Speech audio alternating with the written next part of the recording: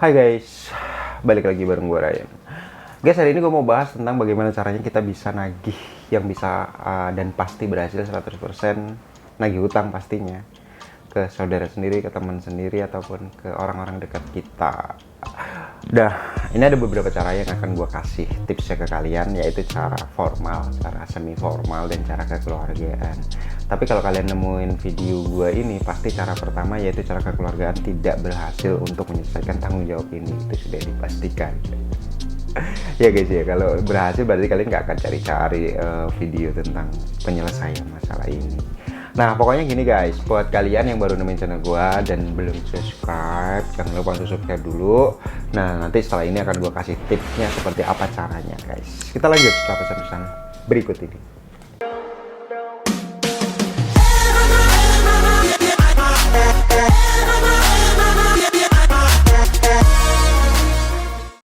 Nah guys, balik lagi ke permasalahan pertama. Kalau hutang itu ya gitu deh.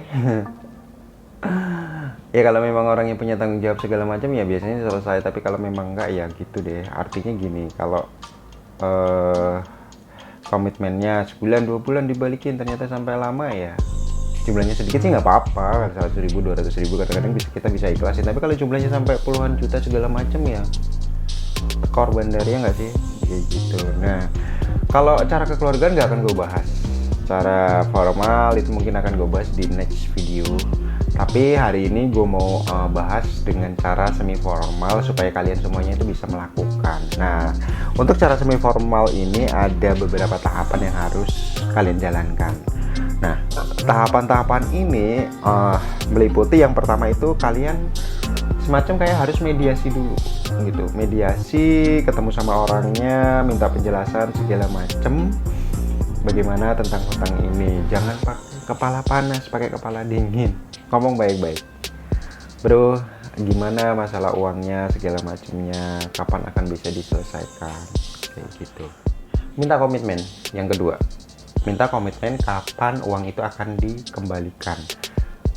Contoh, sebulan ikutin aja, 2 bulan ikutin aja, nggak masalah. Kalian tetap semacam kayak kasih waktu. Oke, selama 2 bulan ini gue nggak akan ganggu segala macam, tapi pastikan tanggal sekian setelah 2 bulan uang itu bisa kembali, seperti itu.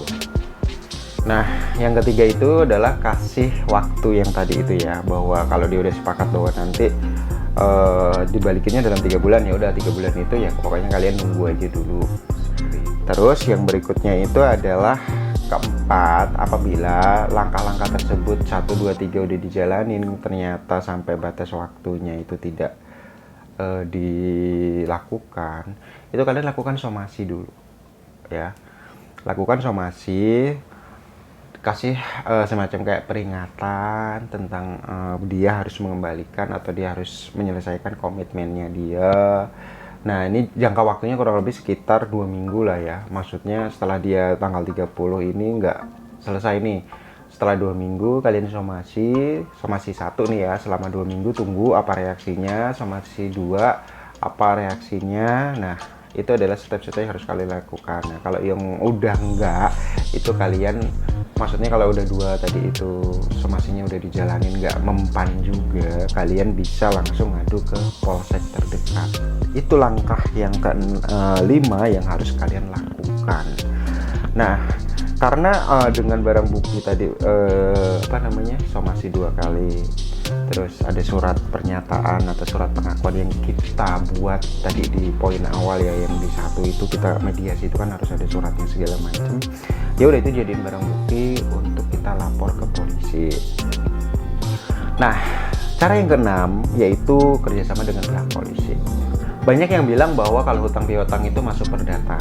Benar, bahwa hutang piutang itu jatuhnya perdata. Tapi kan kalian tadi ada di mediasi di awal.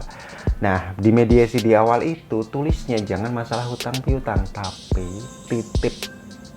Karena beda ya. Contoh gini deh. Ini sih ada pasalnya ya. Mungkin di video terpisah nanti akan gue jelasin pasal-pasal mengenai perbedaan hutang sama nitip, hutang piutang sama titipan kayak gitu.